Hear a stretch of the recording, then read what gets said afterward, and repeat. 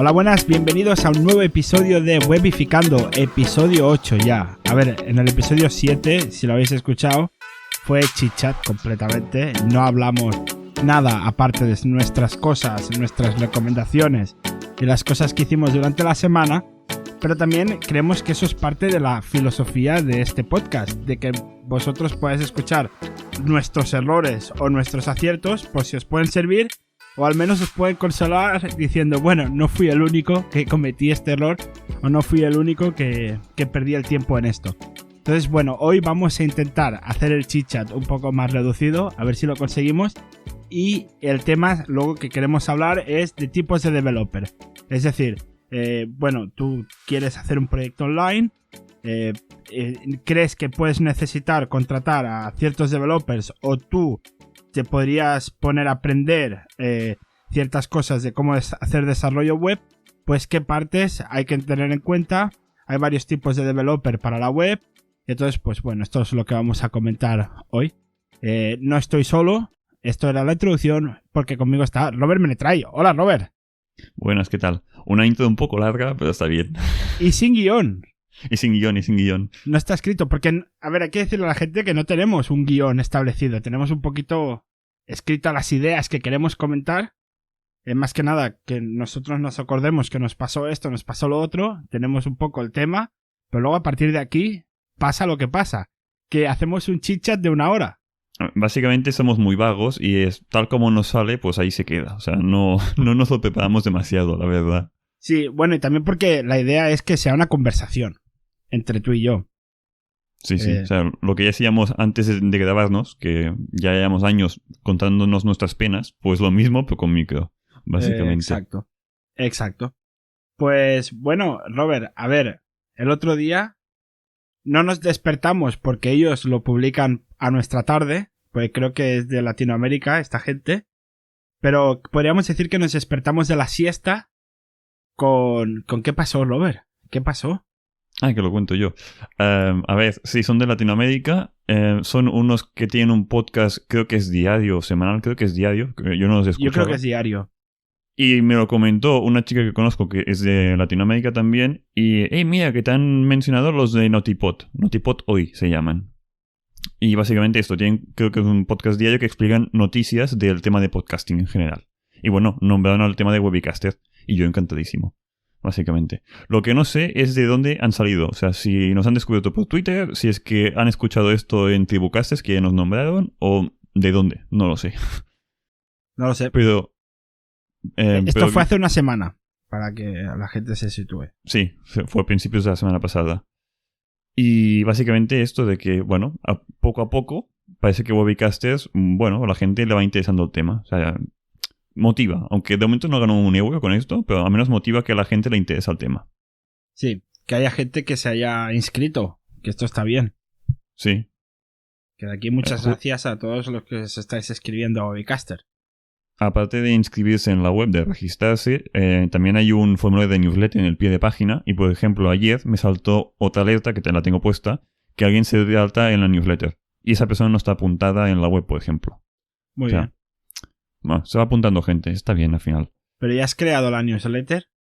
No, aún no he enviado ninguna. Solo tengo gente que se ha apuntado. Muy bien, Robert, yo creo que uno de los siguientes pasos sería hacer newsletters. Yo te puedo ayudar un poco con el copy si quieres. Uno de los siguientes pasos es hacer una newsletter, entre comillas, automatizada, que a final de semana te envíe de, mira, hay esas personas nuevas. Y que se les envía a todos los usuarios dentro de Webicaster. O sea, como en plan de, mira, tenemos gente nueva esta semana, entra en la web y conecta con ellos. Como hace LinkedIn. Sí, similar. Y esto, como aún no está hecho, creo que es más importante que no una newsletter informativa. Si un caso es que de forma automatizada se vaya notificando a la gente. O que te envíen, por ejemplo, a final de semana de, hey, tienes 4 contactos nuevos, hey, entra en la web. O sea, incentivar que la gente entre en la web. Esto, por ejemplo, es un feedback que me dio un usuario, que de los primeros que se registró, que me lo envió por medio de contacto de, hey, mira que está perfecto, pero yo esta funcionalidad la encuentro muy útil. Y dije, anda, pues la verdad es que sí, me la apunto para hacerla. Y no he tenido tiempo. Poco a poco. Y a ver, ¿qué más teníamos por aquí apuntado? Hablando de formulario, yo quiero que me expliques, me tienes que explicar qué ha pasado con el bot ruso. No sé si es ruso o es chino, o sea, es un poco random. A ver, aquí a comentar en Webcaster, yo por defecto le meto a todos los formularios un captcha, ¿vale? Para que la gente lo sepa. Si tú no metes un captcha o algo en contra de los bots, pues seguramente en tu web algún día va a entrar un bot y te va a putear. O Claro. se registran usuarios falsos en la web, o te envían emails de contacto que no son emails de contacto, sino que son cosas de bots. O, por ejemplo, hay intentos de login como usuario admin, podría ser. Que el captcha es eso que te dice, no soy un robot. Entonces tú le clicas y te dice, ¿cuántos semáforos ves aquí? Por Sí, ejemplo. a ver, eso es el reCAPTCHA, que es el captcha de Google, que es gratuito. Después hay el típico captcha, que es el de, yo qué sé, 2 más 2 es igual a, y tienes que poner el numerito, pues a 4. O el captcha de texto, que son, lee las letras que hay en minúscula o mayúscula y las pones, y con eso validas que no es un bot. Que son feos de cojones estos captchas, o sea... A mí me gusta más el de Google porque es más limpio en ese sentido, es Yo más tengo estético. una pregunta, Robert, aquí. El tema, yo siempre he escuchado que el captcha, ese que te sale como un texto de una fotografía de un libro antiguo y tú le tienes que poner lo que... Esto a lo mejor ya no existe, este captcha, pero yo siempre he escuchado que lo que hacías era ayudarles a transcribir, a digitalizar libros. O sea que había como una mitad que era... Que era lo que validaba y la otra mitad era para ayudarle a digitalizar libros. Eso también lo he escuchado yo. Se supone que como estás ayudando, haces como un OCR al final. Un OCR es un lector de texto de imágenes. Pues estás ayudando a una inteligencia artificial en algún lado para que, yo qué sé, una O que se ve medio difuminada y tachada, tú dices de que no, que esto es una O y esto es una Q y esto es una A. O sea, ayudas a que la inteligencia sepa interpretar imágenes como texto. Y con Google, por ejemplo, pasa lo mismo. Con el reCAPTCHA de Google, de márcame qué semáforos hay, o los autobuses, o los coches. Hay mucha cosa que se pone que justamente son imágenes de cosas de coches, de tránsito. ¿Por Sí. qué? Por tema de inteligencia artificial para los coches autónomos del futuro. Exacto. Se están cogiendo muchos datos de identifícame las bicicletas, las motos, semáforos, pasos de peatones. Pues el motivo viene por aquí, ¿vale? Que yo a veces fallo alguno a propósito, por joder, porque soy así de rebelde. No, yo a veces fallo alguno porque soy inútil. O sea, me he dejado algún paso de peatón, me he dejado algún semáforo que no está. O también no sé por qué me marca las motocicletas. Y en verdad lo que tengo que marcar son las bicis, que me ha pasado un par de veces y yo no entiendo esto. O sea, bueno, total, que nos vamos del tema. Yo soy un rebelde. Y en el antiguo no ponía bien el que era la foto digital, ponía bien el que era el dibujo random. Porque sabía que ese sí que me contaba y el otro no me contaba. Entonces, como no me contaba, porque en verdad podías poner lo que quisieras, que te daba igual, que el que contaba era el primero. Entonces yo soy el rebelde. Aparte de los captchas, que esto no sé si lo sabes tú, también hay otras tácticas en contra de los bots que algunas funcionan y otras no funcionan tan bien, que es poner campos ocultos. O sea, cuando viene un bot a tu web, te rellena de forma automatizada la mayoría de campos, ¿vale?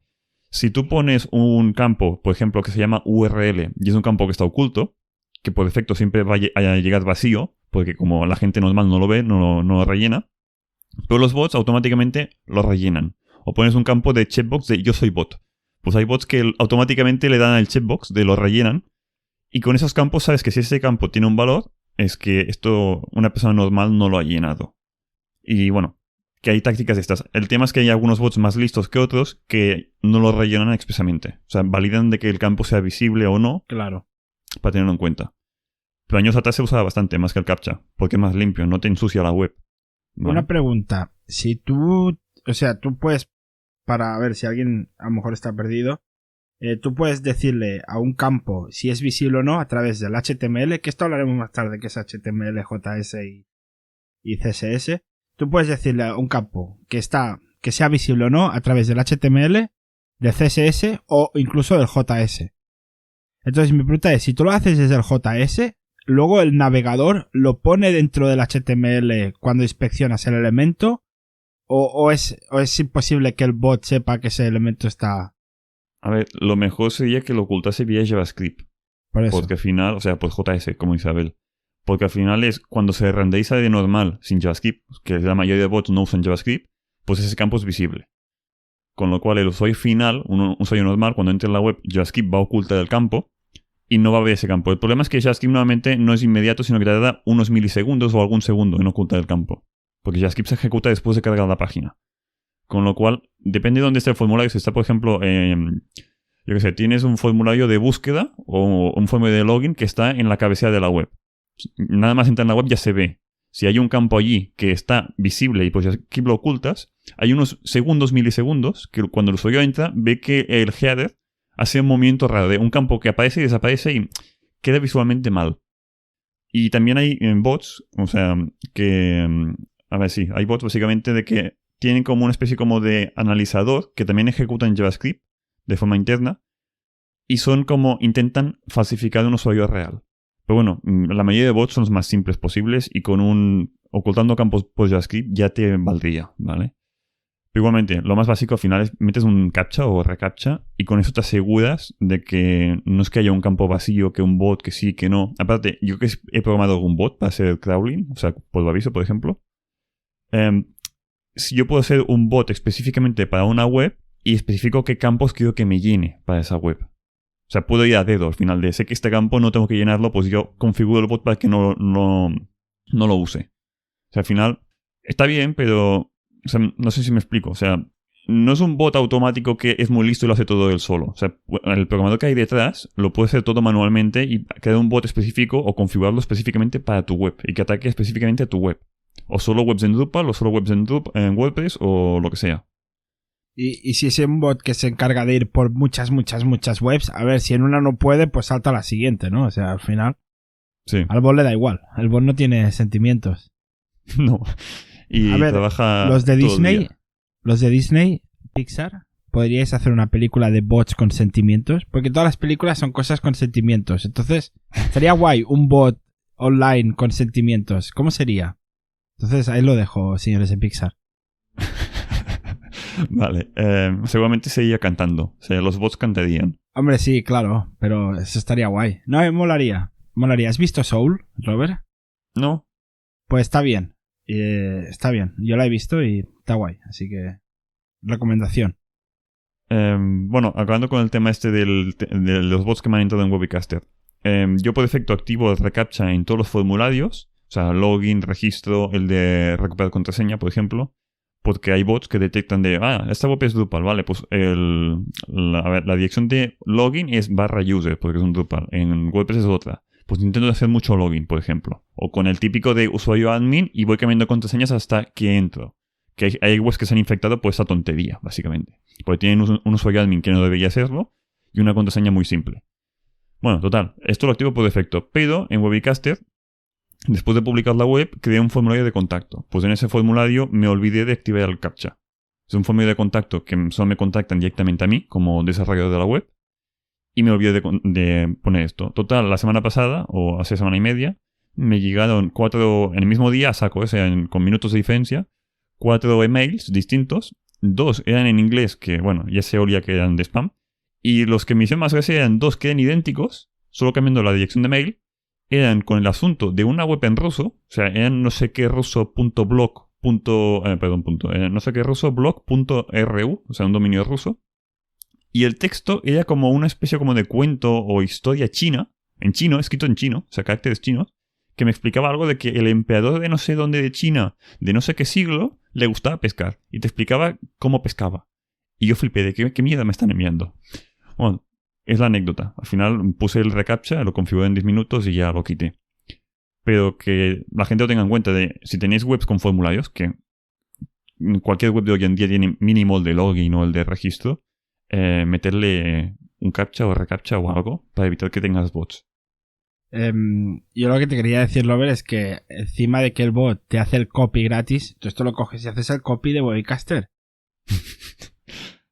Lo metí en Google Translate y lo metí como el primer artículo del blog. Sí. No, me ha hecho mucha gracia lo de eso, que eso es como un bot ruso, pero que te pone una historia en chino.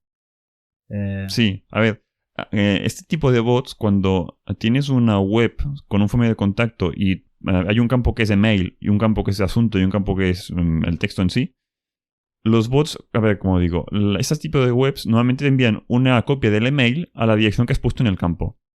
O sea, si tú, Abel, pones tu email de abel@ lo que sea en la dirección de mail, se envían 2 mails. Uno a mí como admin de la web y una copia a ti, a tu mail.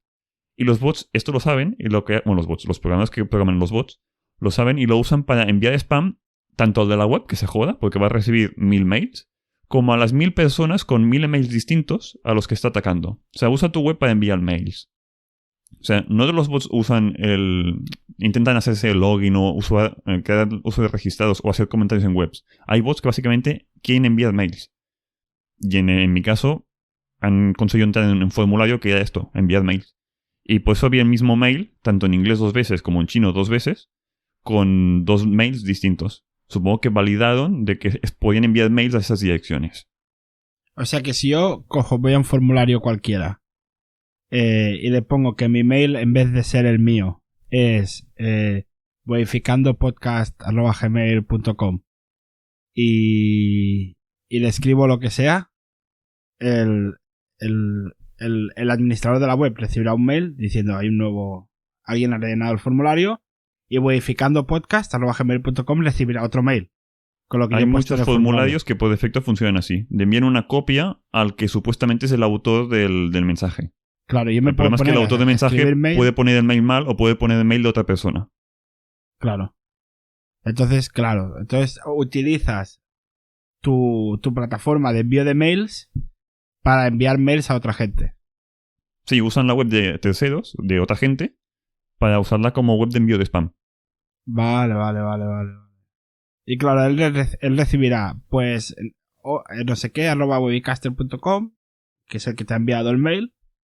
Y el texto del asunto que ha puesto de mensaje. Y como Webicaster no está en la lista de spam, teóricamente no le saldrá como spam. No está en la lista de spam, pero puede ser de que si la esta que envía muchísimos mails, Google o quien sea, decide que, por ejemplo, Gmail, esta dirección está enviando mucho spam. Vale, pues esta dirección la marco como que es spam. Y todo lo que envíe es spam. Cosa que te putea, o sea, me putea a mí, porque la web estaría marcada como spam y todos los mails que se envían desde mi web, sean spam o no, no llegarían, o sí que llegarían, pero llegarían a la carpeta de spam de mis clientes o mis usuarios.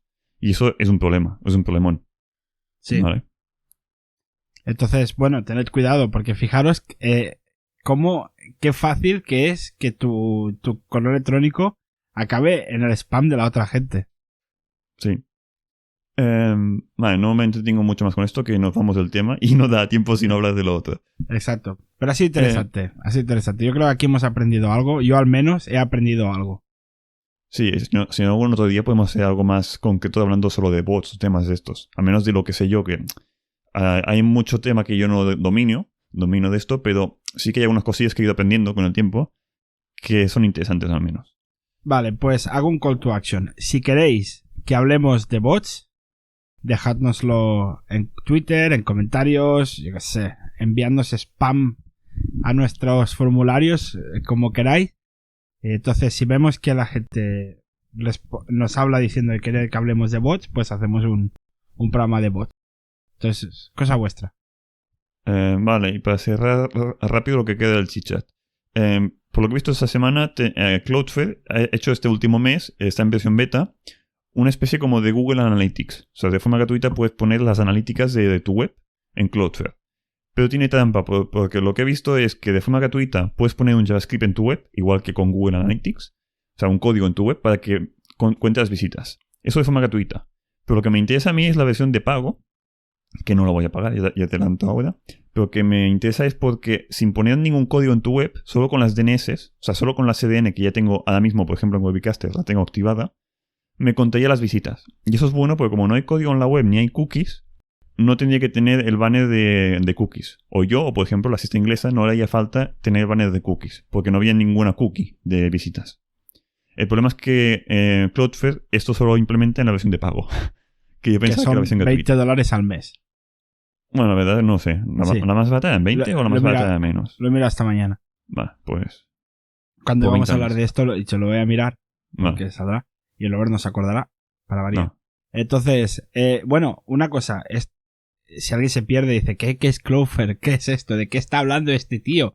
En el episodio 4 lo comentamos que era Cloudflare, que es una especie de... Es lo que se conoce un CDN, ¿no, Robert? Sí, básicamente tiene un servicio de CDN gratuito, que pues eso lo uso yo y también lo usa Bell. Y también te bloquea, por ejemplo, algunos ataques de bots. Si detecta que hay alguna IP que ya se huele que es un bot, te la puede bloquear. Y si no, puedes bloquearla tú manualmente. Por ejemplo, decir de que algún país que no te interesa, yo que sé, no tengo clientes en China, pues bloqueo toda China para que todas las IPs de allí no entren en mi web, por ejemplo. Vale, entonces palabrota alert CDN es del inglés Content Delivery Network. Una de las ventajas también es si tienes ficheros estáticos, el CDN hace una copia y se lo guarda, por ejemplo, en el servidor en Holanda o en el servidor en Estados Unidos. Y si tienes una visita en tu web de Estados Unidos, lo que es el fichero estático, que es un fichero que no cambia, se lo va a bajar de ese servidor más próximo, con lo cual mejoras tu velocidad en la web. Vale, básicamente es una cosa que está entre tu web y el usuario, que lo que hace es que cargue más rápido, te hace como una especie de firewall de protección, te hace varias cosas y sí, está ahí sentado entre el usuario y tu web.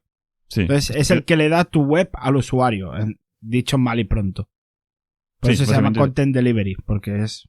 Bueno, sí, entrega está la ahí en web. medio y es para seguridad y rendimiento. Ya está. Y se instala, en el caso de Cloudflare, se instala muy fácil. Es cambiando las DNS del dominio y ya está. Y entonces tenía que suceder que algún día esta gente dijera, oye, lo que hace Google Analytics lo puedo hacer yo. Porque yo sé quién entra, desde dónde entra y sé hacia a dónde entra. Entonces, esa información te la puedo dar yo. Pero ¿qué pasa? Que como ha dicho Robert, solo la dan toda la información a la gente que paga. Obviamente, no son tontos. La versión gratuita, porque aún no la he probado yo, es como la de Google Analytics, con lo cual no le veo sentido si ya tengo Google Analytics, ¿por Yo qué creo voy que a cambiar? es menos que Google Analytics. Bueno, puede ser que sea más Porque simple. lo que estábamos viendo esta mañana, no tienes los referrals, no tienes todo eso. No, pero la versión gratuita es instalando un código JavaScript que en tu caso vale, ni en el sí, mío correcto. teníamos el código instalado. Exacto, O sea, sí, perdona. Hay la versión gratuita con las DNS, o sea, sin instalar ningún código en tu web, te da un resumen muy básico de visitas totales, transferencia o datos que te has ahorrado, porque se han usado los ficheros de la CDN, no los de tu web, y número de IPs o que se han bloqueado y temas de estos. Pero es un resumen muy, muy básico. Y te lo da por cuenta. Es decir, si tú tienes varias webs en una misma cuenta, te lo junta todo y te lo da. No te lo da por web. No, puedes entrar en la web en concreto y verlo. Pero como digo, es un resumen muy básico. Te va a marcar, por ejemplo, tengo 5 visitas de España. Y te quedas tan pancho. Pues y no ya sé me si son dirás de cómo, Cataluña o porque Madrid. yo no pude. Yo diría que es del país, o sea, de la cuenta en concreto. Bueno, de la cuenta y de la web. Lo dejamos aquí. Lo miramos durante la semana y en el próximo Vale. episodio decimos a ver qué hemos encontrado diferente.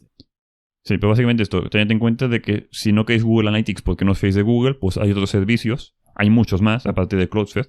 Pero bueno, que es uno más que se ha unido este último mes. Y ya para cerrar el chit-chat, justo ayer me ha petado la pantalla del ordenador. O sea, yo tengo una pantalla externa. Bien.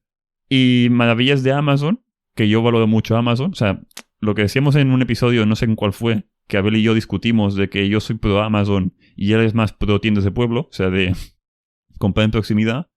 En este caso Amazon me ha salvado. Mira, esto se ha roto, llevo ya desde agosto que compré la pantalla. Esto ya no está cubierto por las políticas de Amazon, en teoría han pasado los meses. Lo tenía que solucionar en teoría el vendedor. Pues Amazon ha dicho de que sí, que me devuelve el dinero, que reenvíe el producto y que lo devuelva, ya está. Y han venido ya a buscar la pantalla.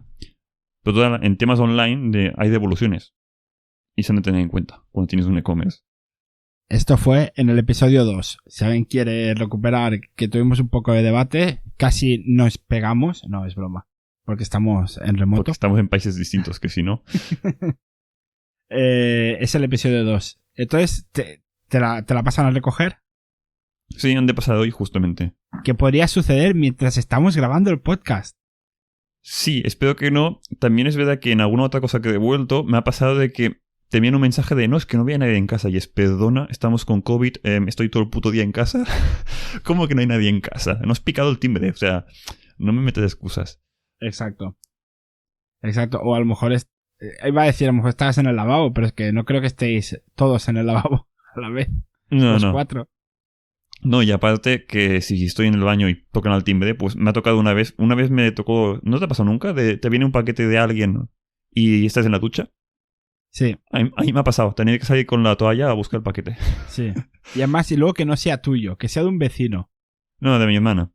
Bueno, me lo envió aquí. en este caso, al menos va para tu casa. Pero es que a mí me ha pasado tener que ir corriendo a la puerta y luego no era para mí, era para el vecino y eso me cago en la puta. Ay, ya he dicho yo la palabra. Nada, que me caliento. Vamos al tema.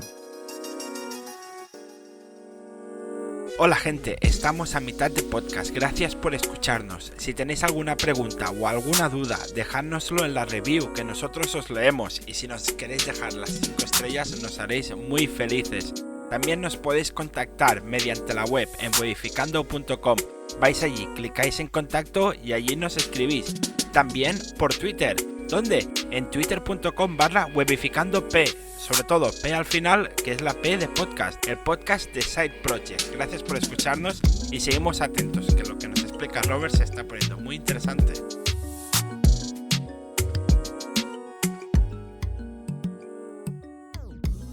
Hay varios tipos de web development que ahora nos vas a contar. Y cada tipo de web development puede tener un tipo de developer o puede haber una persona que se encargue de todo, ¿verdad? Sí, a ver, hay los dos más básicos o más diferenciados que son el frontend, o sea, la gente de front y la gente de backend, o los de back. Bueno, frontend es lo que tú ves cuando estás en una web y el backend es lo que sucede detrás que no ves. Sí, lo que sucede, por ejemplo, en la nube o donde sea. Lo que está en el servidor es backend, o lo que es código de lógica, de, yo qué sé... Consulta base de datos.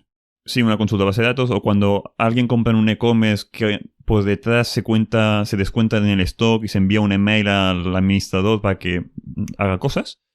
Esto es tema de backend. Pero básicamente es programación y consulta base de datos es lo más típico de backend. Y frontend es la web tal como se ve, que se vea bonito. O sea, hacer una web responsive y usable. Para que sea en móvil, para que sea en escritorio, colores, fuentes, márgenes, que se vea bonito. Al final es aplicar el diseño del diseñador o de un tema que hayas comprado y aplicarlo en tu web. Y esos son los dos más típicos. Después hay un tercero que es el comodín, que es el full stack, que básicamente es alguien que sabe de todo. Una persona full stack, yo por ejemplo soy full stack, sé de frontend y sé de backend, con lo cual puedo hacer cualquiera de las cosas de los dos. En teoría, la gente de frontend o los de backend, si son muy especializados en eso, serán mejor que no alguien de full stack. Porque full stack es lo de siempre. Alguien que sabe de todo, o sea, es el... ¿cómo era? El maestro de todo, sabe todo de nada. O ¿cómo? No me sale la frase, ¿cómo era? Sí, ahora... Bueno, sabes de todo, pero no eres experto en nada al final. Que no es del todo verdad, porque sí que yo me domino mucho de todo, pero que si hay un experto mucho mejor experto que yo en backend, vale, ahora va a trabajar más rápido. Y ahora tengo aprendiz de todo, maestro de nada. Eso. Y básicamente son personas distintas. Una cosa es un proyecto muy intensivo en backend. Se va a valorar mucho más tener un experto, muy bueno en backend, que no un full stack. Pero en cambio, por ejemplo, en una agencia se valora mucho tener full stacks porque como no sabes si este mes vas a tener mucho trabajo de frontend, pero el mes que viene o en medio del mes va a venir un cliente para apagar un fuego de backend, los de full stack son el comodín y sirven para apagar fuegos de un sector o del otro. Con lo cual en agencias, sobre todo, se valora mucho más el full stack que no expertos solo en frontend o solo en backend. O tener expertos en frontend y el resto full stack, o tener expertos en backend y el resto full stack. Entonces, una pregunta, Robert.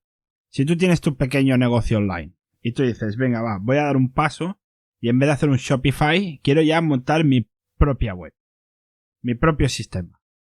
Entonces, ¿qué te sale más a cuenta? Pillar solo... Y tienes un presupuesto limitado, ¿vale? Si tú puedes pillar solo una persona, obviamente vas a pillar un full stack.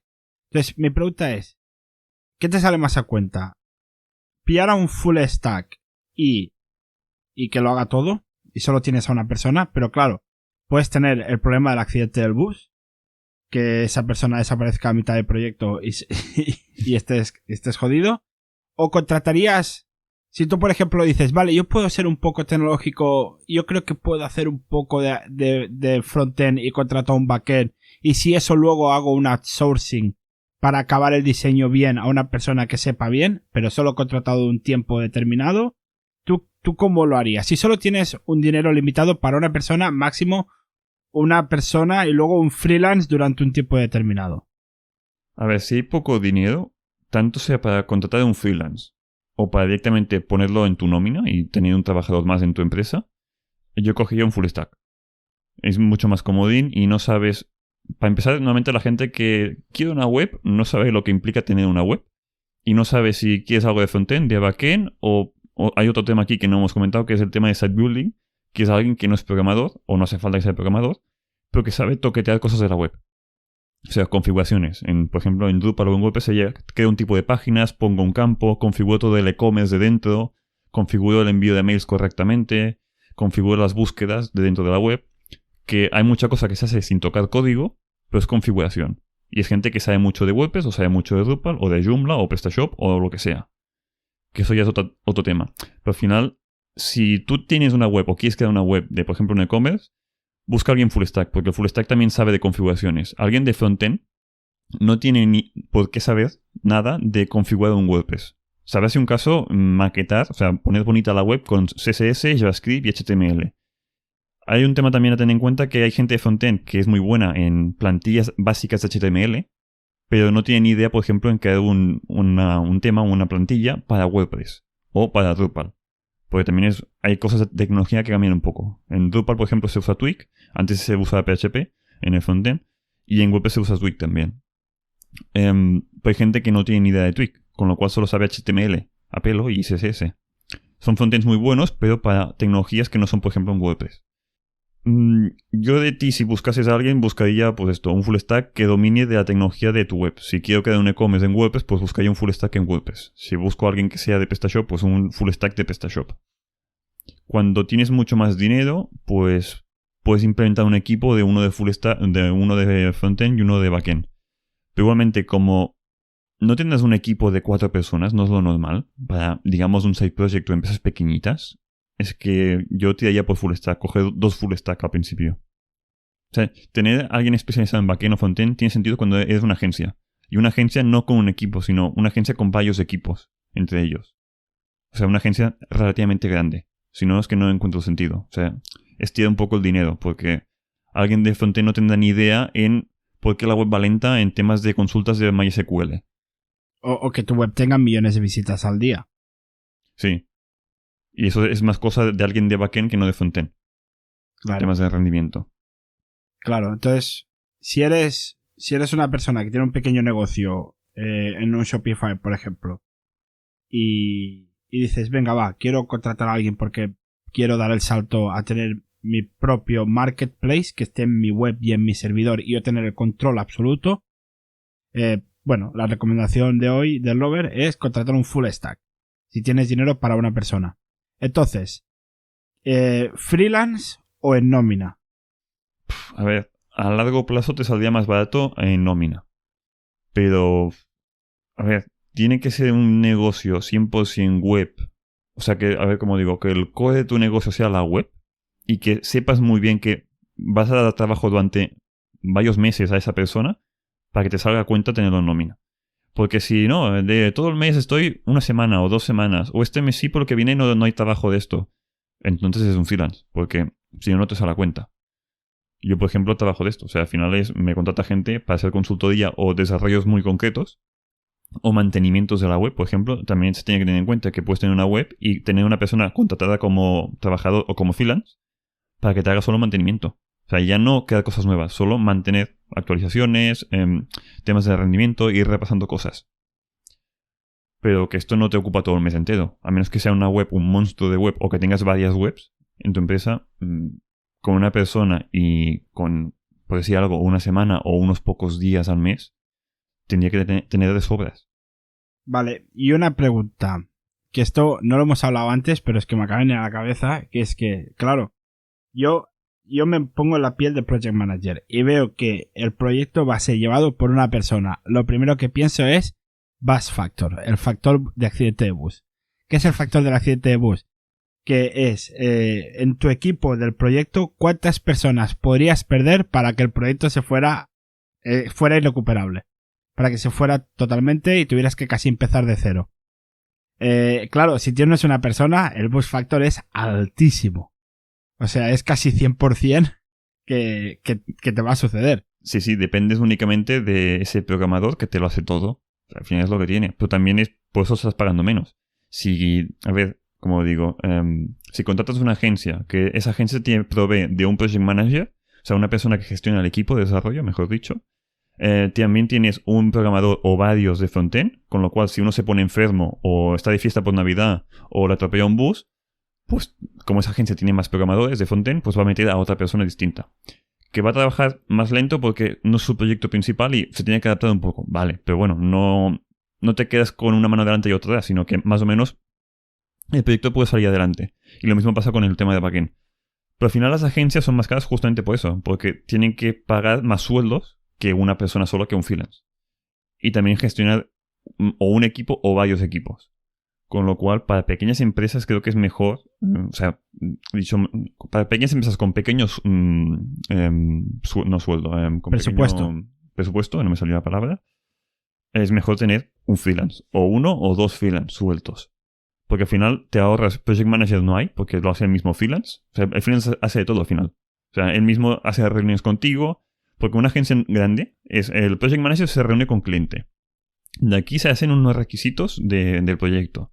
El project manager se reúne después con los programadores o con el diseñador, porque a veces que directamente no hablan ni con el programador, se reúne con el diseñador, hacen un diseño, se aprueba el diseño y cuando el diseño se aprueba, en algunas agencias mal implementadas, esto le llega al final al programador y el programador dice, vale, el diseño es muy bonito, pero esto que me has puesto aquí arriba es una tocada de narices ponerlo. Me saldría mucho más barato de tiempo que eso estuviera aquí al lado.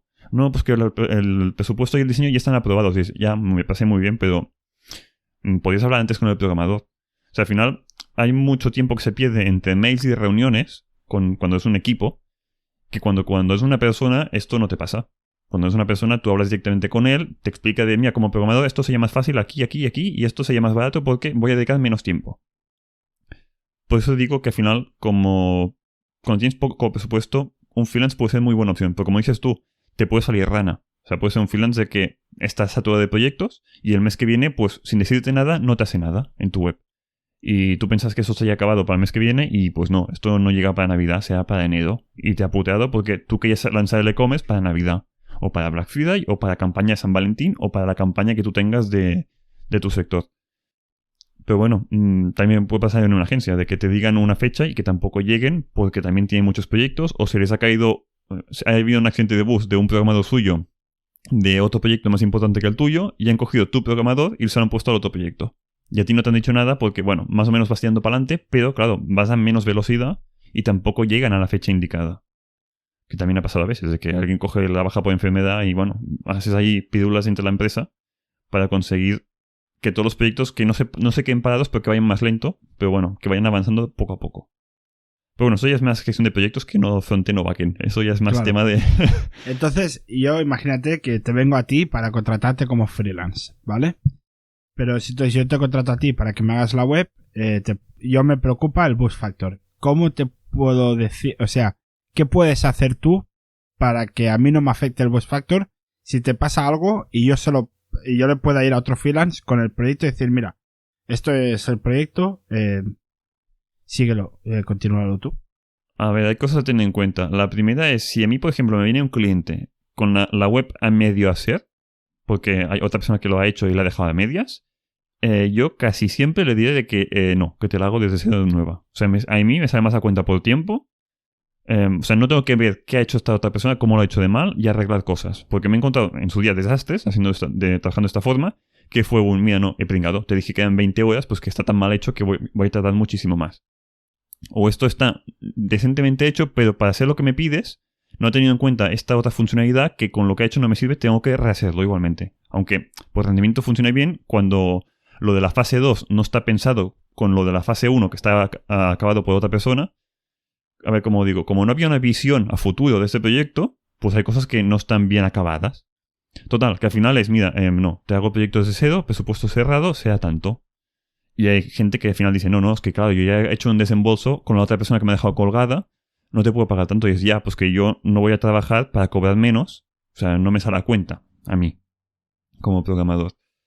Cuando alguien me contrata a mí como desde cero, diciendo de que, claro, de aquí un año tú ya no trabajas conmigo porque la web está acabada. Si quiero contratar a un freelance para que me haga mantenimiento de la web, lo que dices tú, que como ya no voy a estar yo, que va a estar otra persona, ¿cómo se puede simplificar o ayudar que sea lo menos doloroso posible el traspaso de información? Pues básicamente que esté todo documentado. O documentado y aparte que se usen las buenas prácticas de cada tecnología. O sea, las buenas prácticas de Drupal, por ejemplo, o de WordPress, o de lo que sea. Que se usen las APIs correctamente, que no se usen, por ejemplo, en Drupal me he encontrado con proyectos que hacen consultas a base de datos directamente, en PHP. Y eso, no usan las APIs de Drupal. Porque si se actualiza alguna cosa en la base de datos que cambia el nombre de la tabla, que ha pasado alguna vez, si usas las APIs, eso no te afecta. Si usas directamente consultas MySQL a pelo, como se hacía antaño programando PHP, a la que cambia algo de la base de datos, te revienta la web entera. Sí. Y eso ha pasado. Me ha pasado a mí de algún cliente. Pues al final no es una buena práctica. Bueno, pues eso. Al final si usas buenas prácticas y lo documentas todo, y por ejemplo, cuando le traspasas una web a un cliente que ya te pide me das la web tú, pero el mantenimiento me lo hará otra persona, o voy a contratar a alguien para que me lo haga el mantenimiento y sea un programador interno de mi web. O se hace una pequeña formación, o lo típico es una documentación de, mira, estos son los pasos, se hace así, así, así. Si tienes algún otro problema, pues me vas a contactar a mí, o se puede solucionar buscando en este foro o documentando un poco. Claro. Entonces siempre es mejor la documentación, las buenas prácticas, porque puede ser que tú no llegues a la formación. O sea, puede ser que sea porque has tenido que estar hospitalizado o cualquier otra cosa, que no puedas continuar con el proyecto y que no puedas darle esa formación a esa persona. También me ha pasado en un proyecto que se alargó casi 2 años, se dio formación al cliente, había la persona, ya no era formación de cosas de programación de la web, era formación de cómo editar páginas en la web, o sea, cómo hacer login, o sea, una formación muy básica, cómo hacer login y editar páginas básicas. Total, como se alargó casi 2 años, la persona que se hizo formación al principio para explicar cómo se creaban páginas en el blog, cómo se editaba la home, cómo se editaban y cómo se traducían textos, bueno, dejó la empresa. Tuvimos que dar otra formación a la persona nueva que entró. Y fue mira, si esto vuelve a pasar, os leéis directamente la documentación que os mandamos en su día. No me obligues a hacer otra formación por videoconferencia y perder 3-4 horas explicando cómo funciona toda la web de nuevo. Exacto. Entonces, claro, esa empresa tuvo el Buzz Factor, que solo una persona dentro de la empresa conocía cómo utilizar lo que habéis hecho vosotros. Pero a ver, que es hacer un login básico en la web, o sea, usuario y contraseña. Después hay una página que es editar página y poner los textos. O sea, no es muy complicado. Pero bueno, es gente que es no cortita, pero digamos que es muy básica. O sea, por ejemplo, me pasó en un cliente de que eliminó la home. Diría que a lo mejor tiene otros talentos, Robert. No, sí. No insultes por insultar. Hombre, que os gustan los programadores insultar a la gente que no sabe hacer ciertas cosas, hombre. Sí, pero por ejemplo, hubo un cliente que eliminó la página de la home. Y tú cuando eliminas una página te sale un mensaje de confirmación de ¿seguro desea eliminar esto? No se va a poder recuperar. Sí, eliminar. Ay, es que me ha petado la home. Coño, ¿la has eliminado? Sí. Bueno, pues cosillas de estas. O sea, cosillas de estas que suceden. Entonces, yo desde el punto de vista de Project Management, un consejo que puedo dar es que elijáis bien el MVP. ¿Qué es el MVP? El Minimal Valuable Product. El mínimo producto viable, básicamente. Entonces, que lo elijáis bien y que sepáis hacerlo en chunks, es decir, en trozos que pueda, en tareas que pueda estar muy bien limitado cada cosa y que se pueda ir implementando poco a poco y creciendo la web poco a poco, por si tienes el Buzz Factor en algún momento determinado, que le digas, mira, todo esto ya está hecho. Tienes que partir desde aquí, que son estas tareas. Entonces, todas estas, no te preocupes, que está separado y está hecho. Entonces, tú te vas a encargar de estas. Yo creo que a lo mejor aquí te podría servir, ¿no? A ti, si te viene alguien así. Sí, a ver, yo por ejemplo trabajo con fases. O sea, relacionado con lo que ha dicho Abel, con fases me refiero de que, vale, tú tienes este proyecto, se habla del proyecto y me dices de que, vale, que quieres un e-commerce, que quieres un blog, que quieres, una importación periódica con algo, y te digo, mira, la primera fase va a ser una web simple con la parte del blog, si un caso. O solo el e-commerce, pero solo algo, o el blog o el e-commerce, no todo de golpe. O solo la home y las páginas básicas, pero no va ni e-commerce ni blog. Como es una fase muy pequeña, se desarrolla bastante rápido, cliente ve que yo lo he acabado en el tiempo, en el plazo indicado, que hemos concretado de que, yo qué sé, para finales de mes o para finales de semana estará hecho esto. Vale, llego y tal. Si por el contrario digo de que esto va a estar para finales de mes y esto en verdad no está para finales de mes, sino que está después de 2-3 meses más, cliente ya se huele de, uy, este me dice una cosa y al final es otra. Con lo cual, como estoy por fases, se ha pagado solo esa fase. No se ha pagado todo el proyecto entero. Y pueden ser proyectos de varias, pero muchísimas fases. Ya digo, hay proyectos de más de un año, con lo cual se alarga muchísimo. Pero esto es bueno para el cliente porque es, vale, pago un presupuesto, entre comillas, pequeño, solo por una fase, veo si se cumple.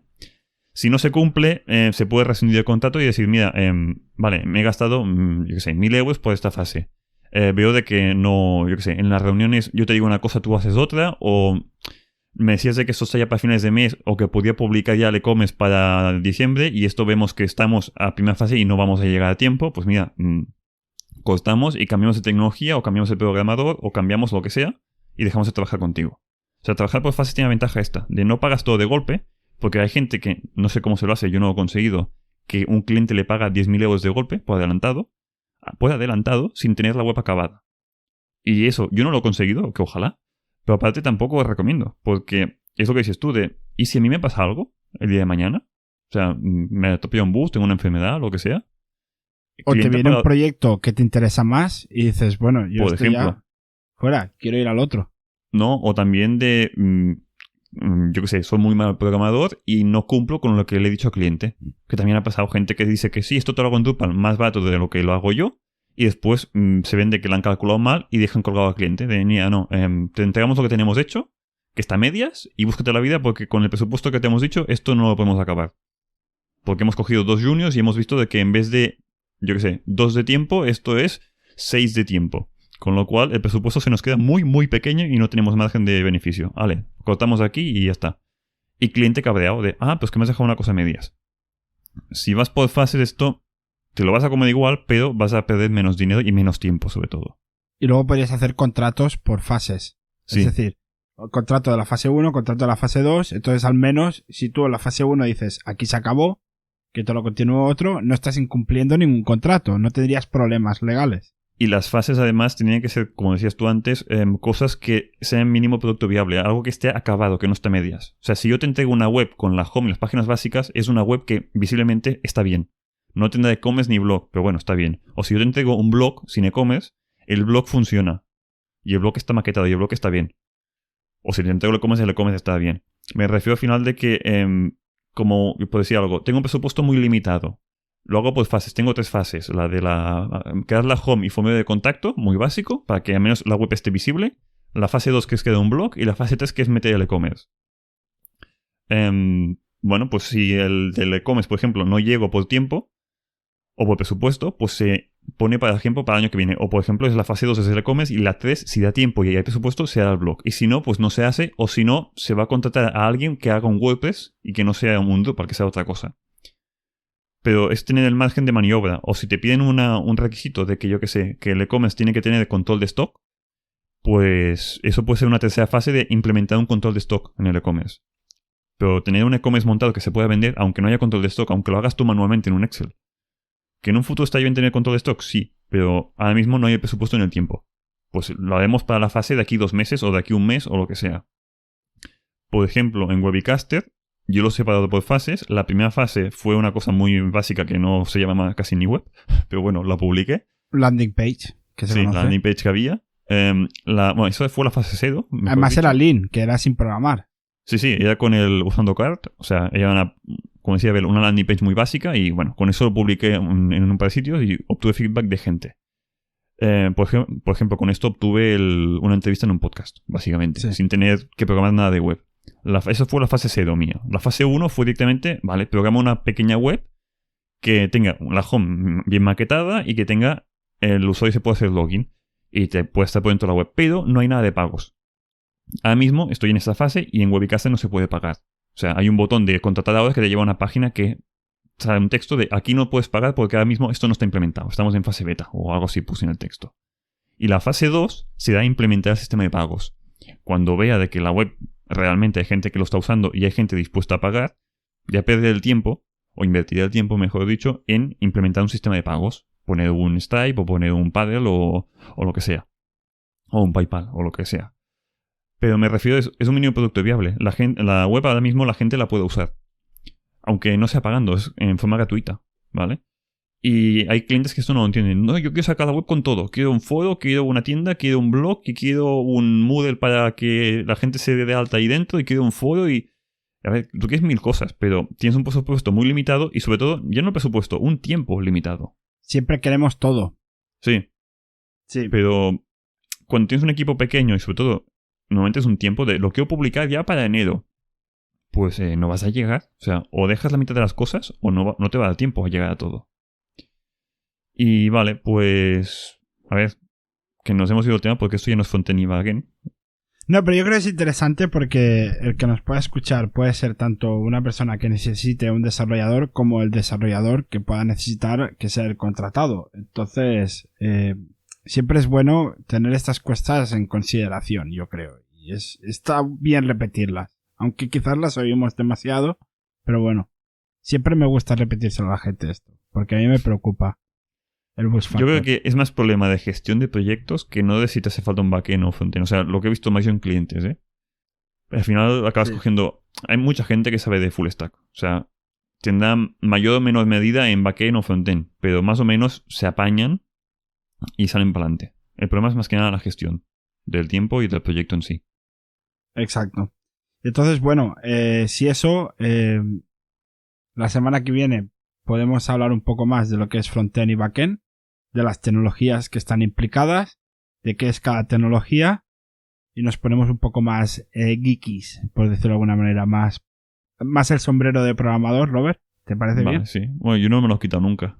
No, creo que se me nota. Yo me lo pongo y me lo quito. Yo soy bipolar en este podcast. Yo como tengo las dos vertientes de Project Manager o Product Owner, como lo quieras llamar, y de Developer, pues me voy haciendo el camaleón. Entonces, pues bueno, pues muchas gracias, Robert, por no venir. Y... Lo mismo, la misma bromita cada día. Lo mismo, sí. Abel. Normalmente la quito, ¿eh? O sea, entonces, es una broma que tenemos Robert y yo, que le digo gracias por no venir. Entonces, en algún episodio lo oiréis y en algún episodio no lo oiréis porque lo he quitado. Entonces, pues nada. Hasta el año que viene, Robert. Bueno, a ver, vosotros lo escucharéis todo en el mismo año, pero el Robert y yo quizá ya no hablamos hasta el año que viene. Sí, pues estamos a final de 2020, con lo cual... bueno, hasta de aquí 2 días, por así decirlo, porque estamos a la vuelta de la esquina, estamos casi en enero. Exacto. Entonces, pues bueno, pues muchas gracias y hasta la próxima. Nos vemos.